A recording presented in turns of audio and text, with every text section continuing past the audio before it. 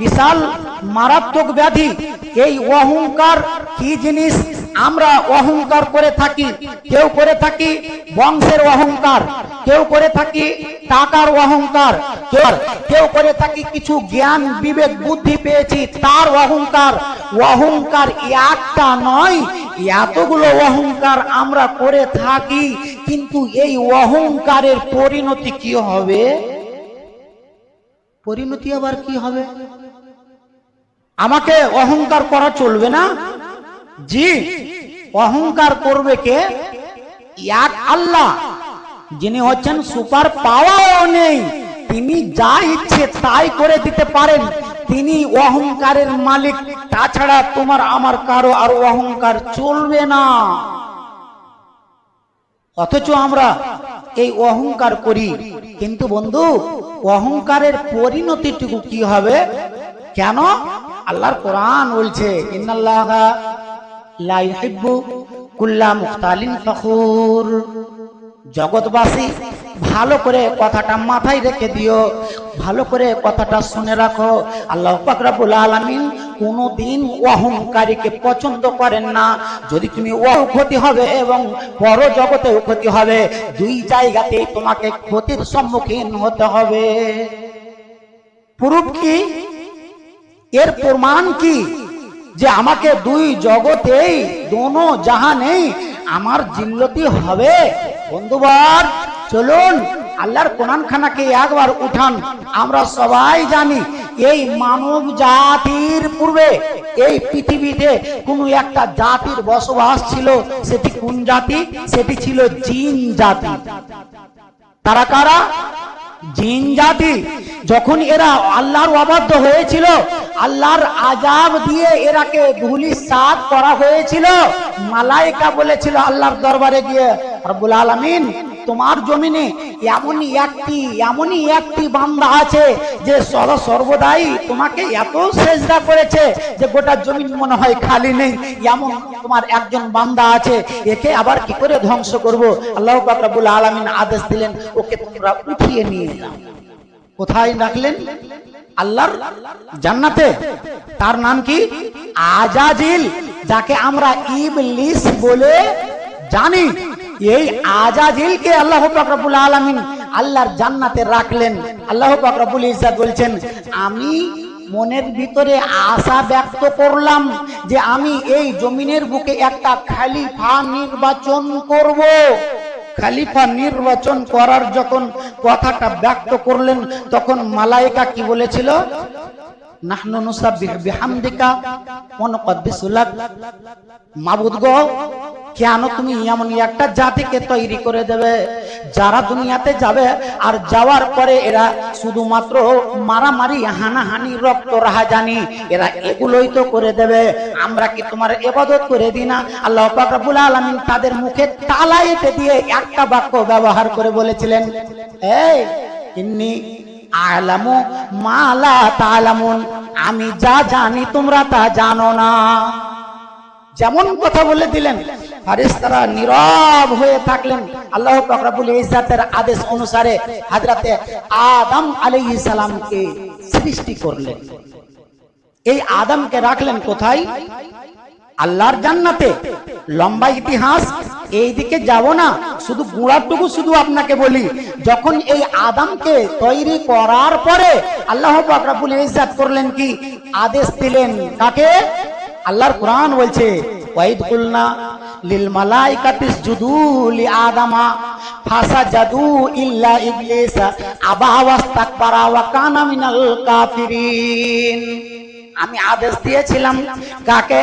তো যতজন আল্লাহর জান্নাতে বসবাসকারী এমন মালায়েকা সবাইকেই আমি আদেশ দিয়ে দিয়েছিলাম। আর যেমনই আমি আদেশ দিয়ে দিলাম, এরা সবাই তো সাজদা করে দিল। শুধুমাত্র একজনই সাজদা করেনি। আবা, সে তো ইনকার করে দিয়েছিল। ওয়াস্তাকবারা, সে তো ঘমন্ড করে দিয়েছিল, সে তো কুমান করে দিয়েছিল। ওয়া কানা মিনাল কাফিরিন, সে তো অবাধ্য হয়ে গেছিল, আমার অস্বীকারী হয়ে গেছিল। আমার আইনকে মেনে দেয়নি। আল্লাহ পাক রব্বুল আলামিন বলছেন মানেনি বলে লোকটা ভালো কাজ করেছিল তা কথাটা নয়, এর এই পরিণতি এর কি হয়েছিল? আল্লাহর জান্নাতে এত সুখময় জায়গা, আর সেই সুখময় জায়গাতে অবস্থান করছিল নিজের ভিতরে ঘামান্ড আর ফকর আর অহংকারকে ফুটিয়ে দিয়ে যেই মাবুদ তৈরি করে দিয়েছেন, এমন মাবুদের সামনে অহংকার করে সিনাখানাকে চাওড়া করে দিয়ে বলতে আরম্ভ করে দিল আনা খায়রুম মিনহু, আমি তো তার চাইতে বেটার, আমি তো তার চাইতে উত্তম, তার চাইতে আমি মানি, তার চাইতে গুণী, তার চাইতে সম্মানী। আনা খায়রুম মিনহু, তার চাইতে আমি তো ভালো।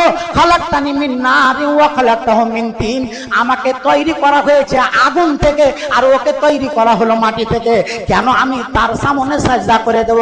আল্লাহ পাক রব্বুল আলামিন বলছেন যা রে কপাল পোড়া, তোর কপালে মুড়া ঝাঁটা পড়ে গেল, আমার আদেশটাকে তুই মানলি না, আমার একটুকু আদেশটাকে তুই যদি মেনে নিতি, আমি তো এটা আদমের সম্মান সূচক সাজদা করতে বলেছিলাম, সাজদাটা যদি করে দিতি তাহলে তোর আজ এই পরিণতি হতো না। যা রে আমার এই জান্নাতে তোর আর অবস্থান করা হবে না, ফাখরুজ বেরিয়ে যা, ইন্নাকা মিনাস সাগিরিন, তোকে সবচাইতে জিল্লতি করে ছোট করে আমি আমার জান্নাত থেকে বিতাড়িত করে দিলাম। যা তুই যতদিন বেঁচে থাকবি তোকে শুধু জিল্লতির জীবন কাটাতে হবে, আর তোর এই সুখময় জীবন তুই কাটাতে পারবি না। কিসের কারণে? অহংকার। অহংকার গৌরব ভেঙে দেব, উঠিয়ে দেব, নানান রকমের গৌরব করে চলছি, ঘামান করে চলছি, ফখর করে চলছি, তাকাব্বুর করছি। আল্লাহ পাক রব্বুল আলামিনের একজন বান্দা কে হযরতে লুকমান নিজের বৎসকে এক দাদা ওসিয়ত করেছিলেন। জুমার খুতবা অত লম্বা সময় হবে না কো, আপনাকে শর্টে একটা বলি নসিহতটুকু। আজ তো আমরা আমার ছেলে পিলেকে বলতে বলছি যা ভেঙে দিয়ে চলে আসবি, দেখে নেব। কে বলেছিল রে? ওর হাত পাতে ভাঙতে পারিস নি? আমার কিসের কম আছে? আমার কিসের গৌরব মালের দাপট কম আছে? আমি কি তার চাইতে লুজ নাকি? এই বলে আমরা অহংকার করি, গুমান করি, ঘামান করি, তাকাব্বুর করে চলি। আল্লাহ পাক রব্বুল আলামিন এই শুধুমাত্র এই লোকটা সামান্য সাজদা করেনি, এর জন্য একে জান্নাত থেকে বিতাড়িত করে দিলেন। আমরা কিন্তু এখানে মার্ক করতে যাই না, আমরা কেউ এটা খেয়ালই করি না যে আমাদের পরিণতিটা কি হতে পারে, আমাদের পরিণামটা কি হতে পারে।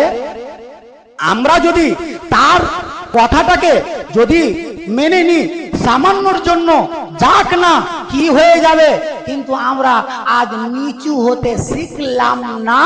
সব সময়তে হাই টেম্পার, নিজের গৌরব গুমান ঘামান্ড করে করে আজ আমাদের কত রকমের জানের ক্ষতি, মালের ক্ষতি, ইজ্জতের ক্ষতি, জানের ডর, জমি জায়গা মাল ইত্যাদির ক্ষতি, কত রকমের নুকসান। কেন? শুধু এই অহংকারটার কারণেই। আল্লাহ পাক রব্বুল আলামিনের একজন বান্দা, একজন নবী হযরতে লুকমান নিজের ছেলেকে আদেশ দিতে গিয়ে বলছেন কি ওয়ালা তুসাইর খাদ্দাকা লিন্নাসি ওয়ালা তামশি ফিল আরদি মারহা। আল্লাহ পাক রব্বুল আলামিন স্বর্ণ অক্ষরে লিপিবদ্ধ করে রেখে দিলেন। উম্মতে মুহাম্মাদিরা এটা থেকে একটু জ্ঞান অর্জন করবে। নিজের ছেলেগুলোকে সব সময় একেবারে ষাঁড়ের মতো ছেড়ে না দিয়ে, ঘোড়ার মতো ছেড়ে না দিয়ে, নিজের পাওয়ার আর ভোল্টেজকে উঁচু না করে দিয়ে তারাকে কিছু শিক্ষা দেবে। হযরতে লুকমান নিজের ছেলেকে একটু নসিহত করতে গিয়ে বলছেন, বাবা ধন, তোমার মান বেশি, তোমার সম্মান বেশি, তোমার বাপের ইজ্জত বেশি, তোমার কাছে দামি পোশাক, এই পোশাকের ফরকন দেখিয়ে তুমি খবরদার কোন সময়তেই চলবে না। কেন চলবে না? আল্লাহ পাক রব্বুল আলামিনের কোরআন বলছে এই জন্যই তুমি চলবে না যে ইন্নাল্লাহা লা ইউহিব্বু কুল্লা মুখতালিন ফখুর। যদি তুমি গুমান করে আর ঘামান্ড করে যদি আল্লাহর জমিনে যদি চলো, তাহলে আল্লাহ পাক রব্বুল আলামিন তোমাকে কোনোদিন ভালোবাসেন না। আল্লাহ পাক রব্বুল আলামিন অন্যত্রে বলছেন, রে দুনিয়ার মানুষেরা, কেন এত গুমান করবি, কেন এত ঘামান্ড করবি?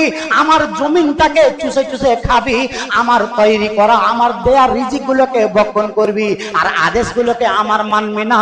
তোদেরকে বলছি, জমিনে যদি চলতে হয় তো চলতে গেলে পারে তুমি কেমন করে চলবে? আল্লাহ পাক রব্বুল আলামিনের কোরআন বলছে, মিয়ানা রাবি, তুমি মধ্যম পন্থা অবলম্বন করে তুমি চলবে। কেন?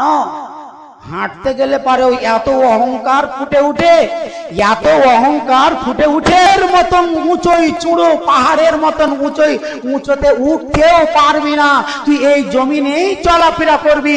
তারপরে এত কিসের তোর গুমান রে, এত কিসের তোর ঘামান রে? ভাইজান, আল্লাহর কোরআন আমাকে আপনাকে বলছে, খবরদার ফকর করে চলিস না, না হলে তোর কপালে মোড়া ঝাঁটা পড়বে। আল্লাহর সুসজ্জিত জান্নাত থেকে লাত মেরে ভাগিয়ে দেওয়া হলো, লাত মেরে হাঁকিয়ে দেওয়া হলো কাকে? জিল্লো পালে ঝাঁটা মারতেই থাকবে। অহংকার যদি তোমার ভিতরে ঢুকে থাকে,